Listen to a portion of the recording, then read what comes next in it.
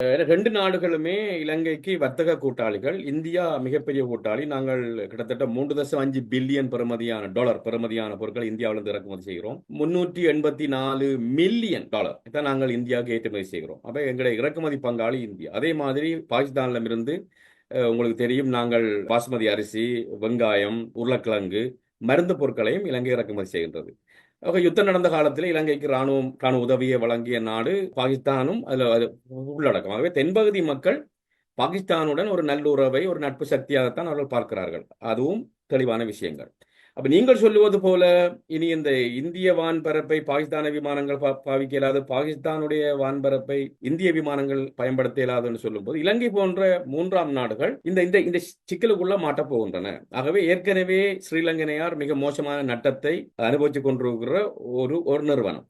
ஆகவே இந்த பிரச்சனையால பல்வேறுபட்ட சிக்கல் வரப்போது. ஒன்று, இந்த பாகிஸ்தானியர்களும் இந்தியர்களும் இலகுவாக இலங்கைக்கு உல்லாச பயணிகளாக வரக்கூடிய வாய்ப்பெல்லாம் குறைய போகுது. ஒன்று, யுத்தம் ஏற்படும் போது எண்ணிக்கை குறையும். அதே நேரம் இந்த விமான கட்டணங்கள் அதிகரிக்கும் போதும் அந்த பயணிகளுடைய எண்ணிக்கை குறைய வாய்ப்பு இருக்கின்றது. ஆகவே இந்தியாவுக்கும் பாகிஸ்தானுக்கும் இடையில் ஒரு யுத்தம் வரும்போது அது உடனடியாக என்று சொல்வதை விட மிகப்பெரிய பாதிப்புன்றதை விட ஒரு கணிசமான பாதிப்பை இலங்கை பொருளாதாரத்துக்கும் ஏற்படுத்தும். என்றால் இலங்கை இந்தியாவுடனோ பாகிஸ்தானுடையோ ஒரு பக்கம் சார்ந்து செல்லக்கூடிய வாய்ப்பு இல்லை.